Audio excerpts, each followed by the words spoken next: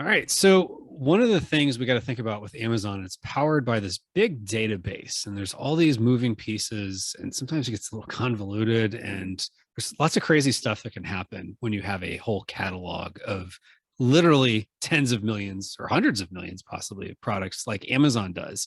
So to talk about how you can manage all that data, all that metadata, and do it successfully, I'm super excited to talk to Vanessa Hung from Online Seller Solutions. So Vanessa, thank you for coming on Maximizing E-commerce.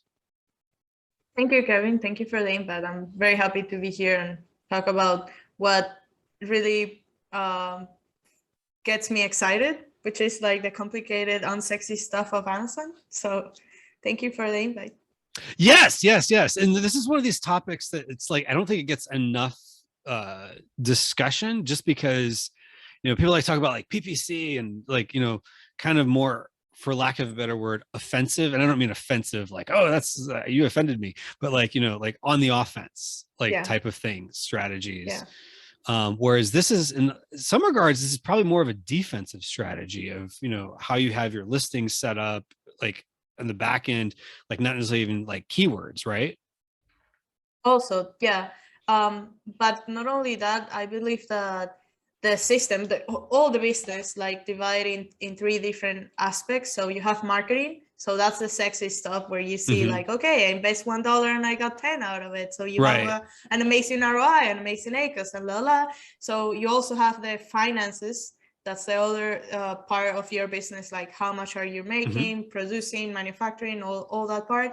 And the operation side, which is the management, which is the unsexy part, the one that sellers normally like undervalue, and they think like, okay, I'm gonna focus on my products, I'm gonna focus on the marketing, but then they struggle when they try to fix issues and solve problems in Seller Central or in their account because they don't know how to do it. So yes, in a defensive way, you need to leverage the catalog to protect yourself from hijackers or other things that can happen. But also in a management part, you really need to be on top of the things that are happening in your account to know, to prevent things from happening in the future. So if you start working in your catalog issues, or if you start optimizing your catalog, it's because you want to prevent issues from happening to you.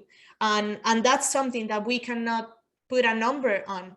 Like if I optimize a listing and I prevent that, I will never know what are the other issues that could happen if I was not doing that at the very beginning.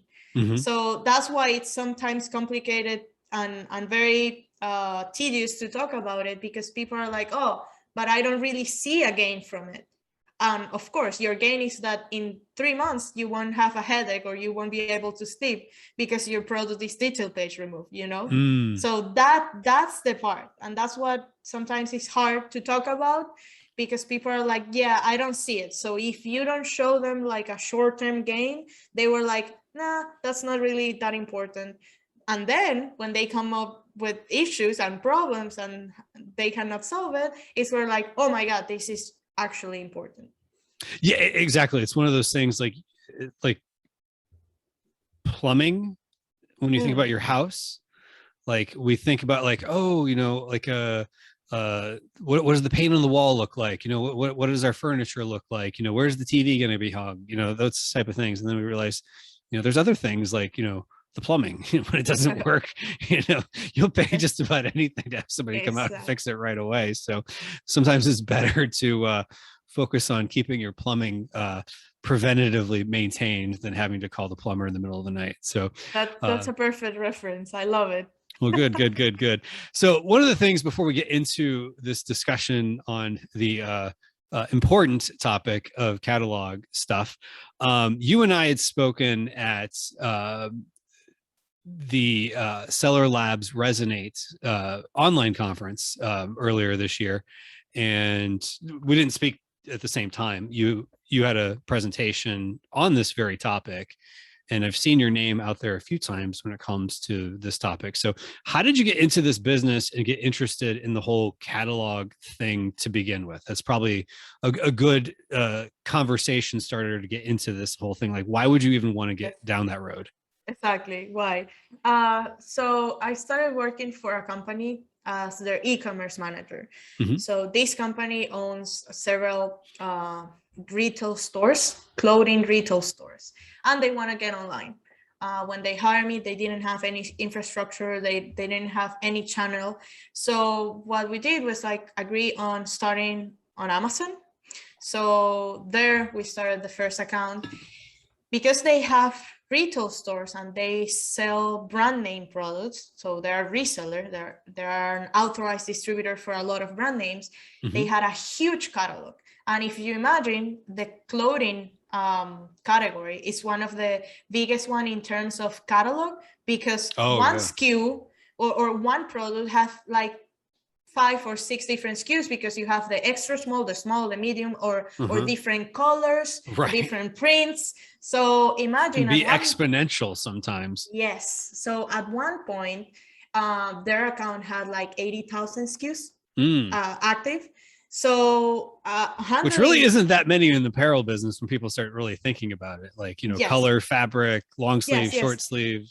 Imagine like their internal database, it was like millions of products. They didn't sell everything on Amazon.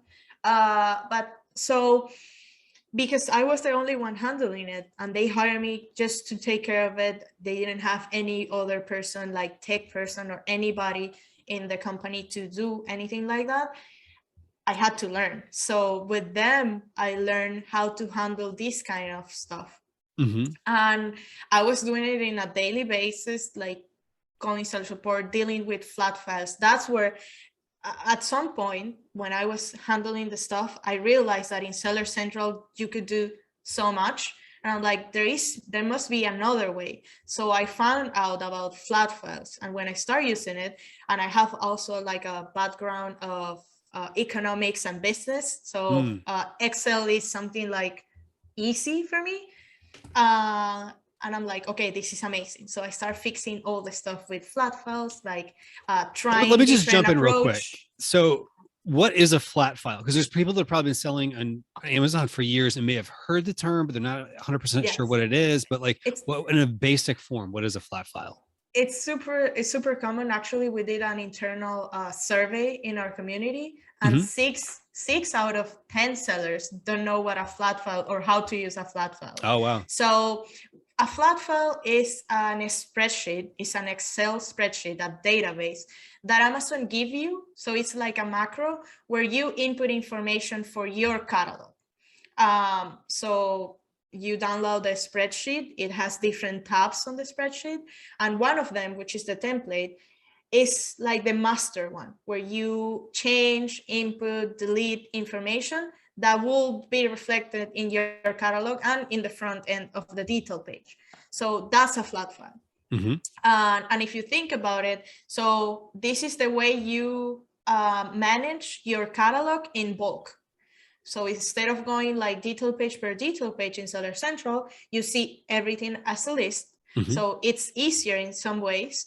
And the great thing about it, and I'm not going to get into that yet, but the great thing about it is that it helps with problem solving. It's customizable. It's, well, for me, it's friendly. I know that a lot of people will disagree. They might look at it and be terrified.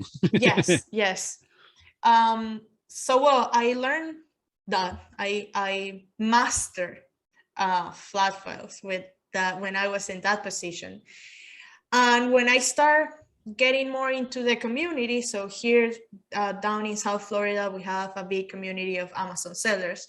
And when I start going to the events and start talking to other sellers, because I was in a bubble, I totally thought I was the only one like doing this kind of work, like selling like on Amazon and all this stuff. Yes, because my reference was the cool guys from YouTube with the Lamborghinis, like selling thousands of dollars and millions. I'm like, it's interesting. I thought that I was the only one in an office dealing with flat files all day, so I couldn't relate with any of those guys.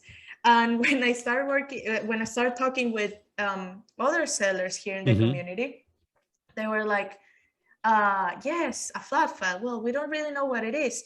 So I realized, because of the contact with other people, that not everybody knows about them, and I can say, I don't know, maybe 95% of them hate it, to a point where I saw an opportunity where, if that's my special ability, right, and I find joy in doing that, I have an opportunity here to help others and fulfill that gap. So I'll say that that's my specialty. Obviously, everything of management in Seller Central, I know how to do, but the cool problems, the ones that I really get me into the flow to solve, are the ones that are related to the catalog. And yeah, after a while, I stepped down from the position of the e-commerce manager for them. They are still my client, so I still manage their account with the agency, but I'm not full-time with them. So what this allows me is to help with more sellers in different categories. So the cool thing is that when I started the agency, I was able to help others in other categories. So I realized that there is a huge amount of issues that come related to the category specific or product specific. I was very much into the clothing, apparel, and shoes, and I don't know, that gives me a much bigger perspective and more experience, and it's so fun for me. It's super fun. Yeah, and that's the interesting thing, is there's a common thread I have found in you said 6 of 10 sellers either don't know flat files exist or have no idea how to do it based on just some asking around you've done. And I would venture that probably the 0.5 out of 10, if it's even that high, that take pride in figuring out all the little nuances of flat files tend to be people with larger catalogs. Yes. Because, to your point, the flat files can be a little intimidating. They can be easy to break. You put the wrong information in the wrong place and like spits back errors. And the errors don't always tell you what the actual problem is, I have found. Sometimes you have to kind of read between the lines of like, what is this actually trying to say? Yeah. And so, the people with larger catalogs tend to be the ones, because they have to master it, because there's a little bit of necessity in the fact that if you have 3 SKUs, you can just go into manage inventory and edit and click around all the screens. But then as your catalog grows, you start outgrowing that. You start needing to use bulk files for catalog things, for PPC, for whatever. Now here we're talking more about the catalog version of it. But one question I do have is, what are, just getting away from bulk sheets in general, what are the major catalog issues people have? I get this question a lot, and I always say that it depends. But just in general, to give you an answer, so it's very category related. So, for example, some categories have their own issues. There was a huge wave of issues early this year and last year with pesticides. That was something that like damaged a lot of the catalog, like most of the categories. Some others, the ones that need approval or documentation, special requirements, saying supplements, medical supplies, beauty, personal care, those kind of categories get a lot of trouble, because the Amazon first is not really proactive when they ask you for these documents. So they allow you to start selling, and then after a while is that they ask you for those documents. So you have issues then in the catalog where like, oh, this doesn't match, or this or that, and the algorithm refreshes I don't know how many times a year or a month, where they get shut down, and then you need to solve the catalog issue and again put the right information. It's just a process of them to keep everybody updated. So they create a lot of issues in that way. The most common for people that are not in those specific categories or don't have those kind of account health issues, because that's more like account health that impacts the catalog, Mm-hmm. is when people start making variations. So once you start making variations, that's the easiest way to get discrepancies and issues in the back end of the catalog. Mm-hmm. So things like the categories are not matching, or I don't know, the variation theme is not correct, or the pictures are not right. One thing that happens a lot is when you start selling in a variation and you don't optimize that, or in general, not necessarily a variation, but when you start selling and you don't optimize your catalog in the back end, so you don't use a flat file to fill in all the attributes possible for your product, Mm-hmm. you can get hijacked by other sellers that, or your competitors that want to, like, I don't know, shut you down, or even by Amazon. So what Amazon does, and I would love to talk about this, Kevin, is the contribution part. Amazon rewards contribution. Amazon likes like a robust catalog. They want as much information as possible. So if you create your listing and you're missing some information they think that is important for customers, they will take the time to fill in that information. And 99.9% of the times they're wrong because they are not a specialist on your product. Right. So that goes back to the philosophy a lot of times people have, is like, this is my listing. Well, it's your product's listing, but Amazon doesn't view it as your listing. It's rented space. So you don't have a mortgage, you have a rent payment. So basically they might go in and, repaint it or decide to gut out the plumbing, so to speak. Yeah. So go ahead. The way I explain it is that you get contribution rights. So as you said, you rent the space, but because you're a good tenant, and you optimize everything and you take care of the place and you do everything, they allow you more rights to do stuff and they stay out of that. So when you as a seller optimize as much as possible your listing and have it like almost bulletproof, they don't even bother to make any changes, even though the apartment or the house belongs to them. They're like, that tenant is good, so that seller is great.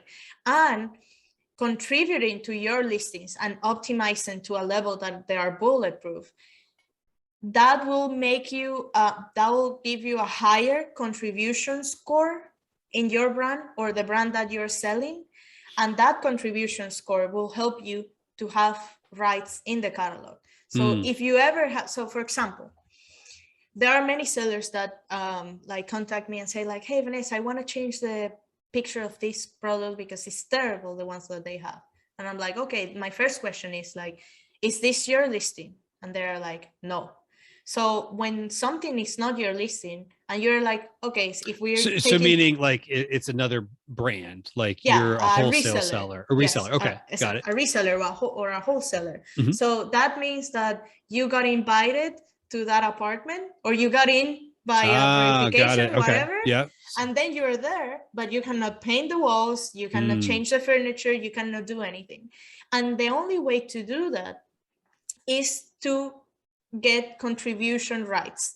And that means that you need to have a huge catalog for that brand, a huge offer, and you need to contribute even when the contribution doesn't get to the detail page in the front end in Amazon.com, you still need to contribute. Every time you contribute, Amazon says like, okay, this seller takes the time to contribute, and you start like putting points on your selling account for that specific brand to a point that you could get to be the highest contributor. And because this is a point system, it's like from 1 to 100.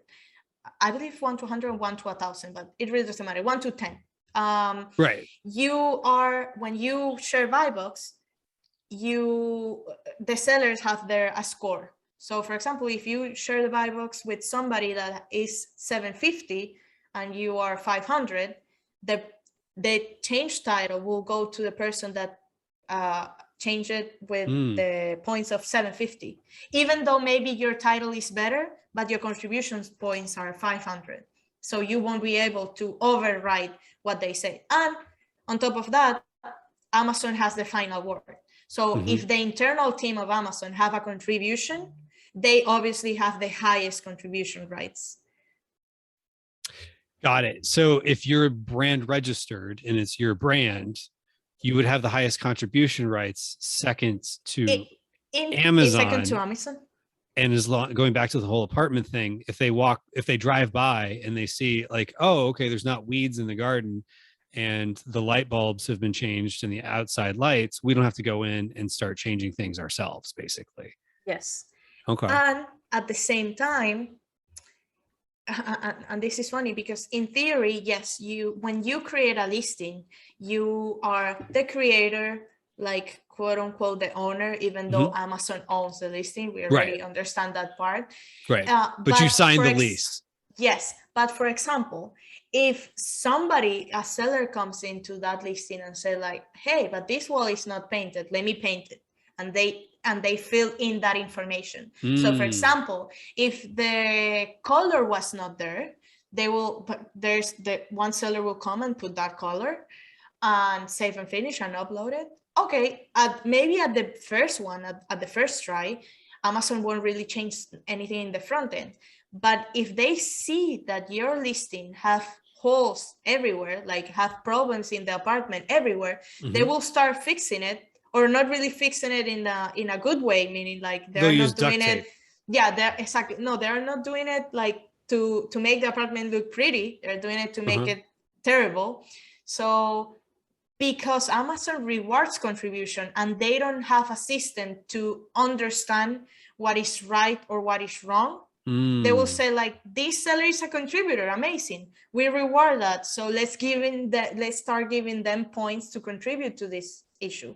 So that's when we have brand registry and somebody tells me, hey Vanessa, somebody came in and changed my pictures, they put up another picture. Sometimes it's because in the back end they already start working, contributing to your listing, even though it doesn't reflect in the front end in Amazon.com, but they are contributing to the holes that you have in the back end.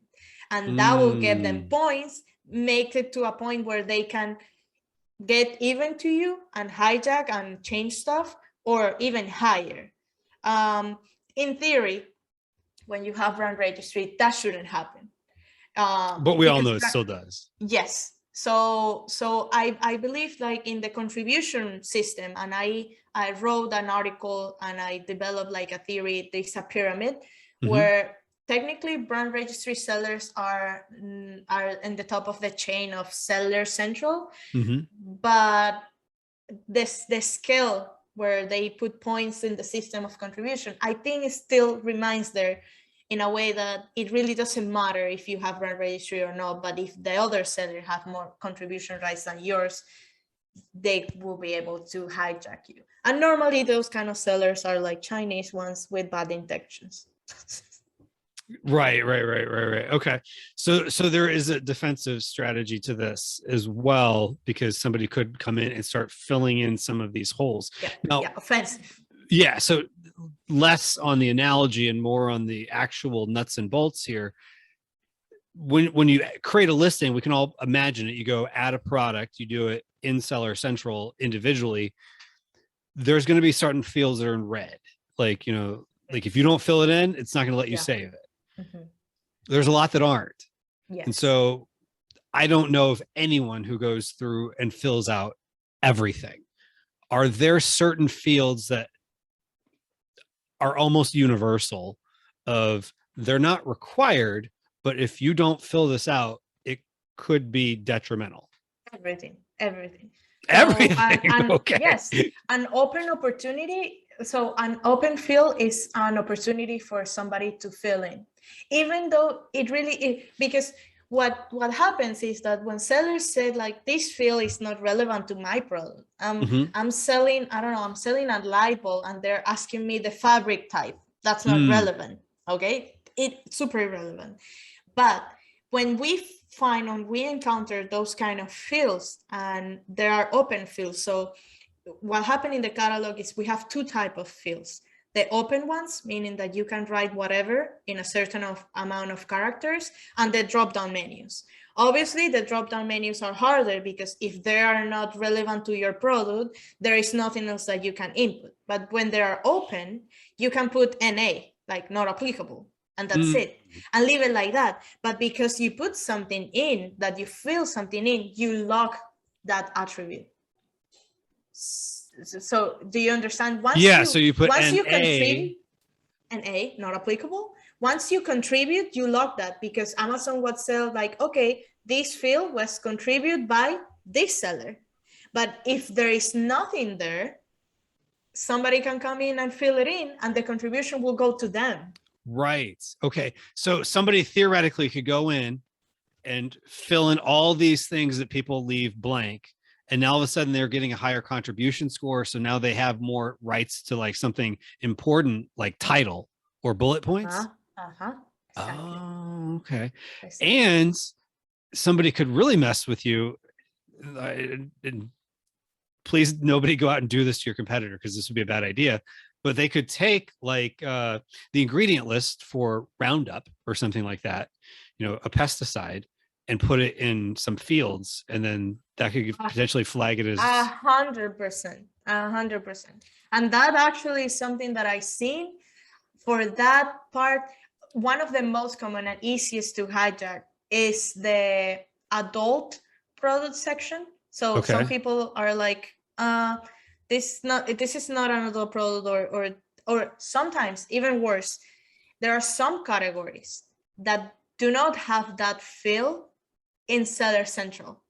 So for example, if you're selling gourmet groceries and gourmet, you won't see in the product detail, in the product vital info on the back end, you won't see the field called, is it an adult product? Right. Because it's not relevant to the category. Yeah. But that doesn't mean that you cannot have it. In a flat file, you can add that.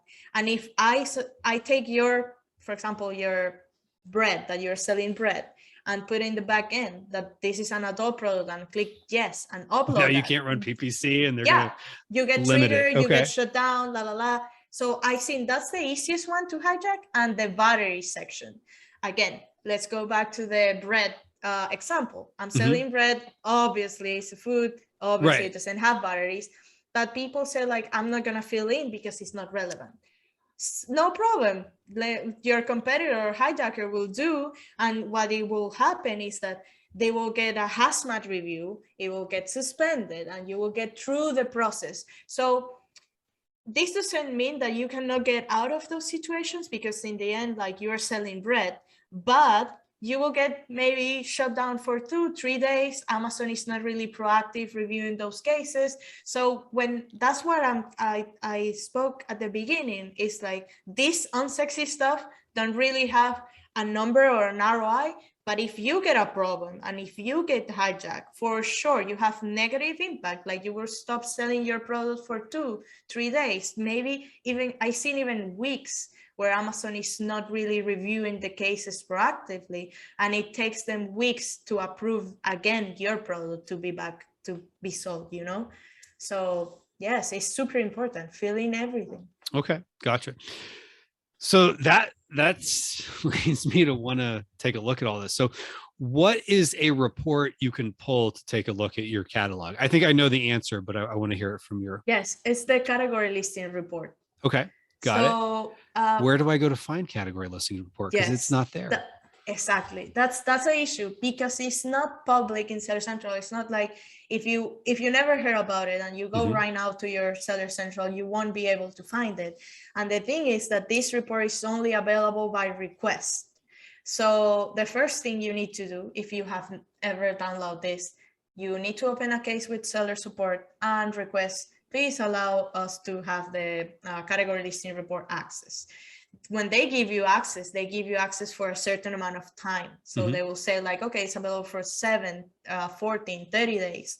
Depending on how often you request that number will go up. So one time I have somebody that said like, I was asking for the category listing report every 7 days, and they're like, you know what? This is for 180. Like, Oh, leave us wow. alone. Yes. Yeah. Stop putting these So tickets in because you have to. Yeah. exactly. So when they reply to like case and say like, yeah, you are now able to download it, phone or email, it really doesn't matter. It's the same and the same result. Mm-hmm. Then you go to your inventory tab and then inventory reports. Mm-hmm. In the inventory report dashboard, you will see a drop-down menu, and now you will be able to see a report that is called the category listing report. There you can download your whole report for your whole catalog, or you can filter by categories, or you can filter by dates. So for example, I want to make changes for the last 2 months of new products that I created. I launched a new line 2 months ago, but I only want to see the report of that. So you can filter by date. You can filter by category. If you sell in multiple categories, you're like, okay, I just want to see the toy category, and you will see all the products there. So that's super cool. And the thing is, once you download that report and you see that you have a lot of cells blank, you have an issue. And a lot of people like have things on blank because they never use a flat file to optimize their catalog. And yeah, that's a perfect way to start optimizing. The other cool thing about this report is that if you download everything, meaning your since the start of your catalog and all your categories, is that this file will get together all the attributes for all the categories and subcategories you have. And that's extremely important. And I'm telling you why. Like, imagine that you're selling pet supplies, okay? Mm-hmm. And you're selling a leash and you're selling a treat, okay? Each subcategory have different attributes. Why? Because a leash will have the attribute called item length, okay? Or color, for example. And the treat will have something called flavor or shape, or I don't know, amount of ounces, I don't know. Once you download the category listing report, you will see every attribute there, and you potentially could input information of other subcategories to one listing that is not part of that subcategory. And I've been playing with this for a while. Nothing wrong really happens. And for example, if I have the leash and I see the attribute that's called flavor, okay, I will say NA, not applicable. Mm-hmm. But because I said it, that information now is in the back end of the catalog. And if somebody ever wants to hijack that for that specification, even though it's not applicable, they won't be able to do it. And in the front end, nothing changes. So you won't see in sellers in Amazon.com, you won't see in your product detail page like color, none, or not applicable. Like that never happens, but still is protected. So, I mean, this is a practice that I've been doing for a while. As I said, like nothing really have happened that it's bad, but I think I'm preventing something. So in a percentage, I'll see like none of my clients get hijacked for anything like that. And if it's something happens that is a discrepancy in the catalog, it's because there was an issue with the internal team. So Amazon did something wrong. But not from other sellers. So I don't know. So This the is internal interesting. I team's just do less it for fun. likely to go in and adjust it if you have an NA versus blank. Exactly. Okay. Exactly. And another cool tip is that when you have those kind of category related products, so the treat and the leash is super like far, but for example, in the tool, and this is a real example that I work with. It was in the tool category, okay, and it was a kit of tools, and the other one was I don't know, a hammer. Okay, those are different subcategories, different browsing nodes, and different fields. So what happened is that the hammer didn't have in Seller Central, in the UI in Seller Central, didn't have the field called handle material, okay? And you're like, it doesn't exist. You download the template, the specific template for that subcategory. That field does not exist. But when we download the category listing report, because this seller was selling a kit of tools that was another subcategory, and they had there that attribute, we fill it in, Kevin, and all of a sudden show up in the detail page, in the technical details part of the listing. So this was, for me, mind-blowing, and that's when I started doing that for other listings, is that we don't even know what impact we'll have in the front end. And if we can have more, if you sell a product that has technical details, you will see in your product detail page, you will see a section called technical details. I don't know if you have ever looked into it, but some technical details are like 3 rows and some others are like 15. And you ask me like, why? It's because they don't optimize the backend. So if you optimize the most, you will have the biggest one. And that's amazing. And I took that as an example of like, not all the attributes that are not directly related to your category are not necessary to be put it. So you can take something from another subcategory or sister subcategory and work with it. Okay, gotcha. So you got this template, you've looked at your category listings report, which is probably not a bad idea to save it every so often. So if you had to go back, what was there last month, last week, whatever, you could look and see that, whatever makes sense. You probably don't have to do it daily or anything like that. No, so that's the other thing. If you have, so the category listing report, when you download it, has the attribution, like the contributions you made. So if, for example, you see like in the front end, the title change, and you download your category listing report and the title is different, it's because the category listing report has only your contributions. So you won't be able to see, and this is super important for resellers or wholesalers. When they download the category listing report, they will see a lot of things different from what it is in the product detail page. It's because this file does only show you what you input. So know what everybody has in the catalog. And this is a huge thing. So there are some rumors that you are able to download that category listing report for what it is in the back end of Amazon. I'm still trying to look for that. For me, it's like utopia. Like, I want to know, like I want to have it, but I don't know. I don't know how to get it yet. But the category listings report is a pretty, I think, important tool. And I don't understand why they don't just make it like just available. Maybe it just sucks up a lot of resources when you download it, but it's a very good thing to have, because you're seeing in basically a spreadsheet columns for, attributes and rows for your products. So that way you can see what is it that Amazon sees in their database. So let's say you want to make some changes and you upload them. It sounds like, you just put the changes and you upload them and everything's great. But as anyone who's tried to upload something has learned very quickly, it can be a little finicky and gives you errors. What are some common errors people see when they upload or mistakes maybe that people make when they upload a flat file and they end up with messing something up? Yeah, the most common, and I'm not getting specific into numbers because each error has a number, a code. Right. It's discrepancies between what you have input and what Amazon has in the backend. So, for example, in the backend, Amazon have that the brand name of this item is ABC, and you are putting A, B, C, and D. When that happens, Amazon give you an error saying like, oh, you're doing something wrong. And that's important because you need to fix it. So there are 2 ways to fix it.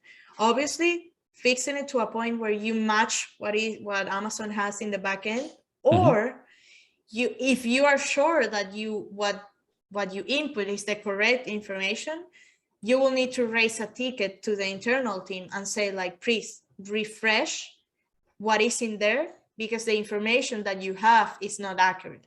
So there are some fields that are very sticky. For example, brand name is the biggest one.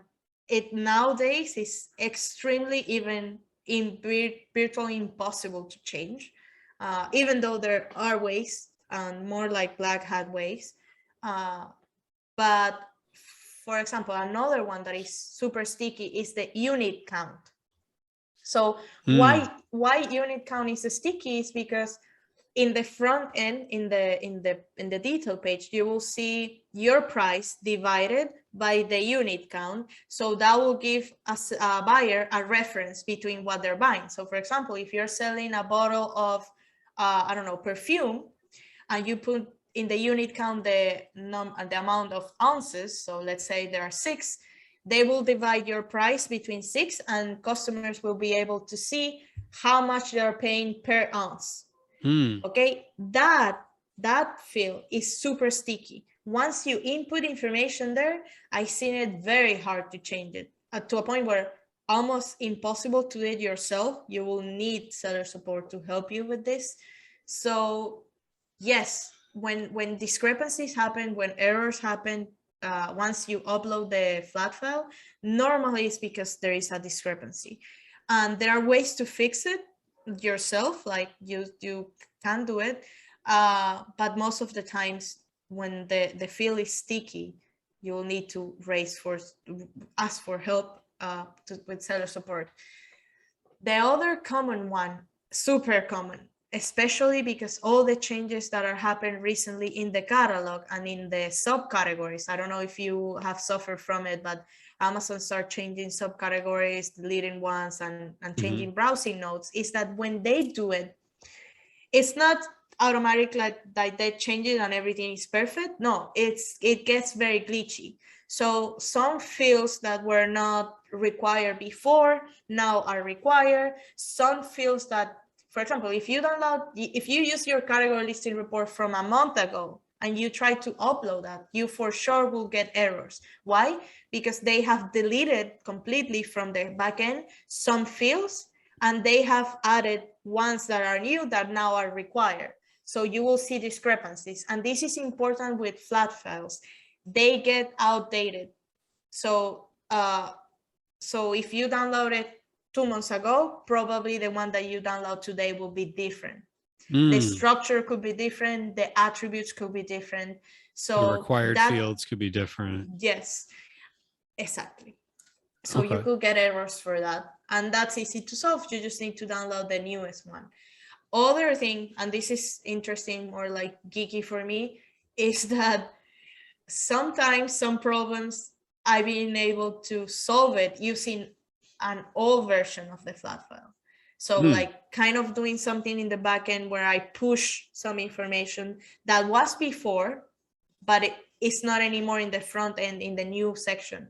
So to give you an example, that happened to one client where he was selling shoes, and now the size of the shoes, or I think in the whole category, now the size changed to a drop-down menu. So you need to choose between the options that Amazon give you now. But 1 year ago, that was an open field. You could type whatever you want in the size. And that discrepancy happened where he had a size where it's like, I don't know, 34W or WT. What is that? It's just very specific to his brand. So he was not able to change it with the new template, but we were able to change it with the old version. So those kind of things are like, I don't know, interesting, and it's more advanced.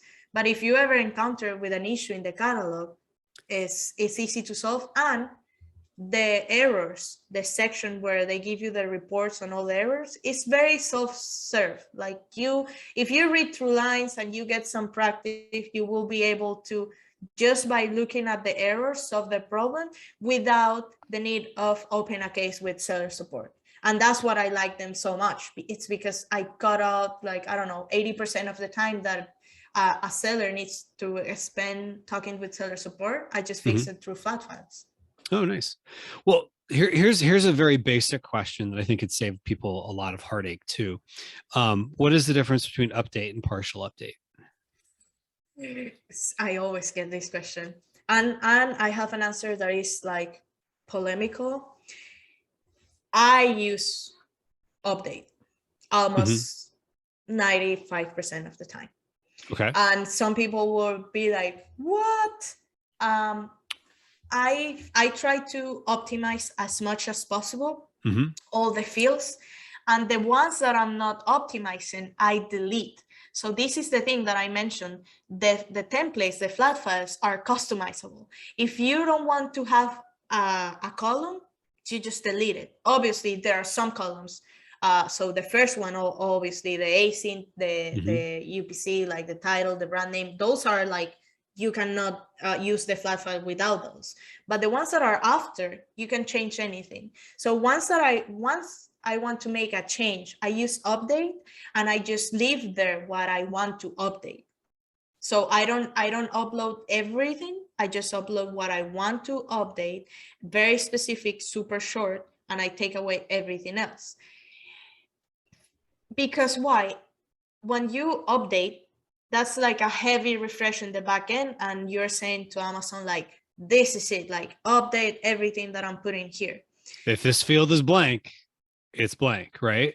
Mm, Not always, and Okay. that's the thing. I've been doing this for so long that when somebody mentioned to me partial or update, I was like, what is? I mean, update always works, and I don't mess up with the listing. I am very careful because I delete the fields that are not that are blank. For example, I just delete those columns. But still, I like to use update because that's really make the changes for partial update. So what I do when partial update is, for example, if I'm working with a variation and I'm Can you just adding real new quick ones. explain the difference in terms between update and partial update? Okay, theoretically, update is a hard refresh in all the information that you're putting in. So technically, whatever is in that flat file will get updated. So to your point, if you have a field that before on Amazon, it has an information, for example, color, it has the color black. And when I upload this file with a full update and I don't put any color, technically you will say like, okay, that field will get blank. But in practice, I haven't seen that from happening. So I don't see Hmm. that happening all the time. No, like for real, like it really does not change that much. It changed with, yes, when you change the color, for example, from black to blue, that update will push that. So um, a lot of people talk about using partial update when you are not optimizing the whole Right. template. Like maybe you're just changing one bullet point or something. Yes, exactly. And in that part, what I like better is just deleting everything else that you're not changing. You Okay. mean like delete those columns that you're Delete those columns. okay. Exactly. Delete those columns and just upload what you want, like change what you want to change. Uh, but partial update is a soft update. So it will only, in theory, it will only change the attributes that are different from what Amazon had before. Hmm. So if we're changing color, Amazon had before black and now we're putting blue. And if you do partial update, they will only change that, even though something else is in blank or something else is different, they will only change that part. Most of the times when you use partial updates, in my experience, and take this with a grain of salt, it's my experience. I have quite experience with flat files, but I mean, it can happen to other sellers that get an error for this, is that partial updates don't always solve the problem. So I upload the flat file with the new color, and I don't see the change I don't see the change Interesting. happening in the front end. I don't see the blue coming in the detail page. I still see black. So it's very soft. And yeah, I mean, I'm confident when I'm doing things. I always use update, or most of the times. But yes.